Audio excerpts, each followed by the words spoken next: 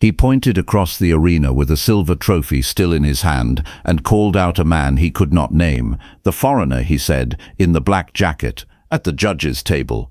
The one who has been watching me all afternoon as though he were grading me." And 10,000 people turned to look at a small man in a black mandarin-collared jacket who had not moved and did not look surprised, and who was, though almost nobody in that building knew it, the single most dangerous person under that roof.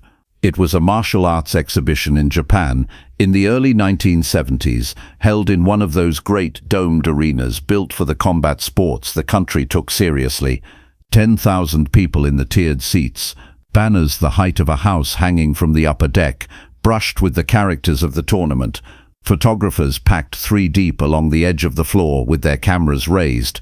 The air was close and warm and smelled of clay and sweat and the particular electricity of a crowd that has been watching skilled men all day and is not tired yet. The main event had been the sumo, and the man who won it was the reason half the building had come. He was a grand champion, a yokozuna, the highest rank his ancient sport can bestow, and he had spent the afternoon earning it again in front of them. Close to 400 pounds, none of it soft in the way a stranger would assume, his hair oiled into the top knot of his rank, his body a monument to a discipline most of the crowd could not have survived a week of. He had thrown men nearly his own size out of the ring as though clearing a table. His sport is often misunderstood by people who have never watched it closely. It looks like 2 large men colliding, and it is in fact one of the most refined studies of balance and leverage human beings have ever devised. He was a master of it, and the crowd knew it, and when they gave him the trophy the whole building stood. Along the far edge of the floor there was a long table for the guests of honor and the judges, instructors, old masters in dark formal kimono, a few foreign visitors invited to demonstrate or to speak. And at that table, between an elderly kung fu master and a Japanese sensei, sat a small man in a black jacket who had been invited to give a demonstration later in the program and who had spent the entire sumo tournament watching it with an attention that was total and silent, and to the man being watched, faintly insulting. If you want to understand how a day of honor turned into a challenge nobody at that table wanted, stay with this, because it did not begin with an insult. It began with the way the small man watched, and with the fact that the champion could feel himself being understood by someone he had already decided could not possibly understand him. Because here is the thing about being watched that carefully by a stranger. To most people it is nothing. To a master at the very top of his art it is a language, and he could read it, and what he read in the small foreigner's stillness was not admiration, and was not boredom, it was comprehension. The small man was watching him the way one craftsman watches another take apart an engine, following the moves, seeing the reasons, and worst of all, not being surprised by any of it. And the champion, flushed with a victory 10,000 people had just roared for, found he could not stand being comprehended by a man a quarter of his size who had come from somewhere else and wore a suit to a fighting event. So he crossed the floor with the trophy still in his hand, and he pointed, and he said the thing. He did not know the small man's name, and so he used the only labels he had. The foreigner. The one in the black jacket. He asked, loud enough for the microphones to carry it up into the banners, whether the visitor who had been studying him all day would care to step onto the floor and study him from a little closer. The crowd made a sound that was half delight and half unease, because a challenge from a yokozuna is not a small thing, and they could all feel that the afternoon had just changed temperature. The organizers went pale. One of them started toward the champion, and the elderly kung fu master at the table put a hand very lightly on the small man's forearm, not to hold him back, but the way you touch someone when you already know what is about to happen and you want a share of the moment. The small man looked at the champion across the floor for a moment. Then he stood, unbuttoned his jacket, folded it over the back of the chair, and stepped out from behind the table. And the way he moved changed the room for anyone who knew how to look. 10,000 people saw a small man walk onto a floor. The 40 or 50 real fighters in that building, and the champion above all of them, saw something else. They saw a man whose weight never left his center, whose steps landed under him instead of ahead of him, who crossed open ground the way water finds the low line of a floor.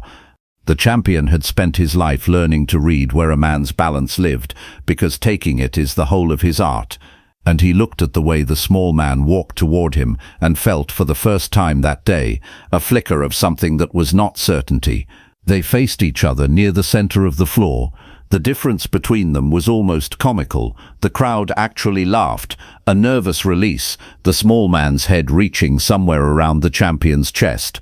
An official hurried out and tried to set terms, and the champion waved him off and said the terms were simple. He said, "I will try to move you out of this circle." He gestured at the wide ring the sumo had been fought in, still marked on the floor. He said, "That is my art. That is all my art is. I put men where they do not want to be.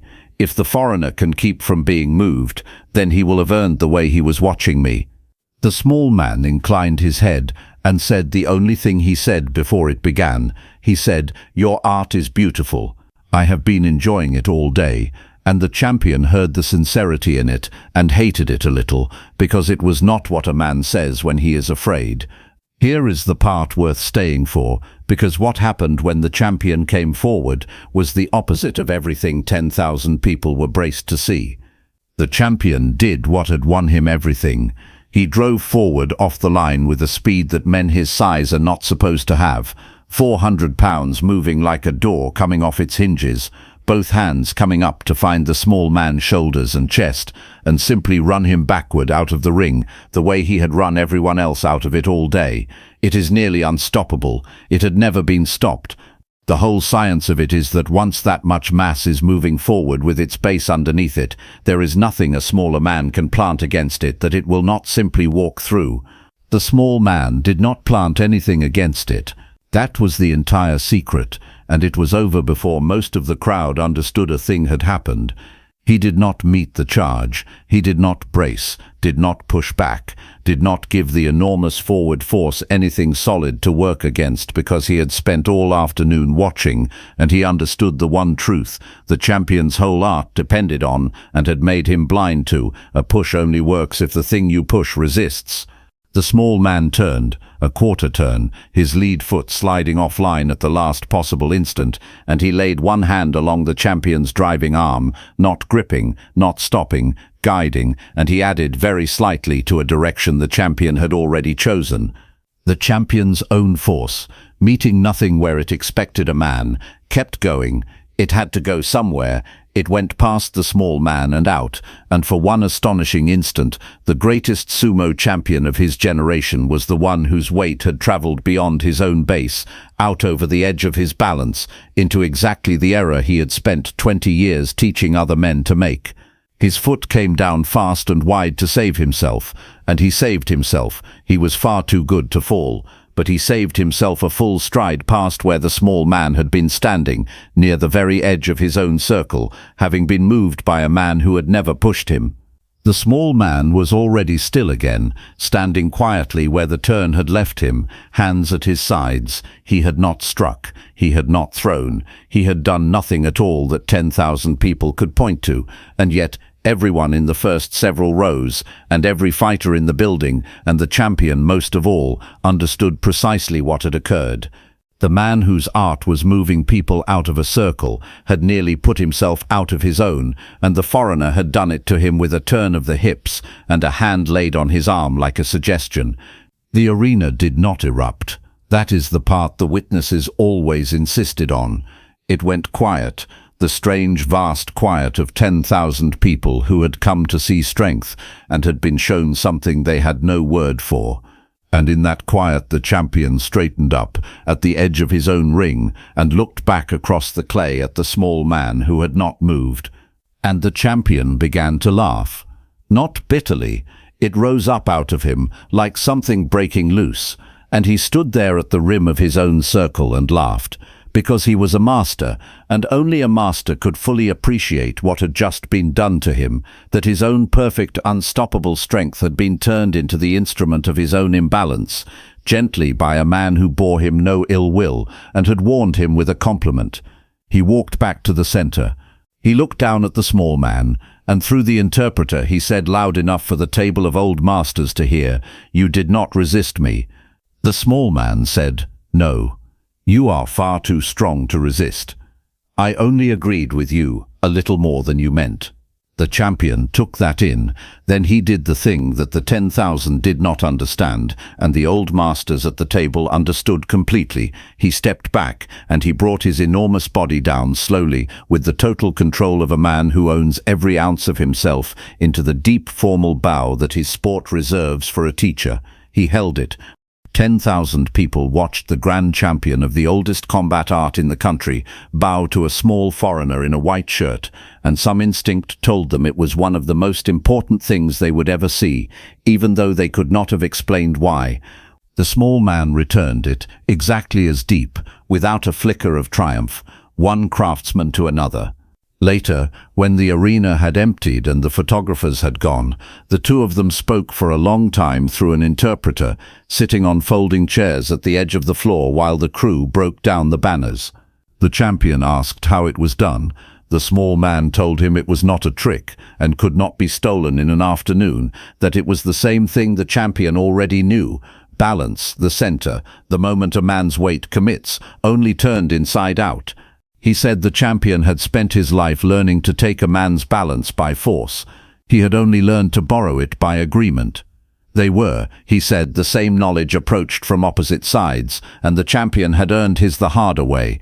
Years later, the people who had been in that arena would argue about the details, the way they always do, whether the champion's foot had really crossed the line, how far he had traveled, what was said at the end.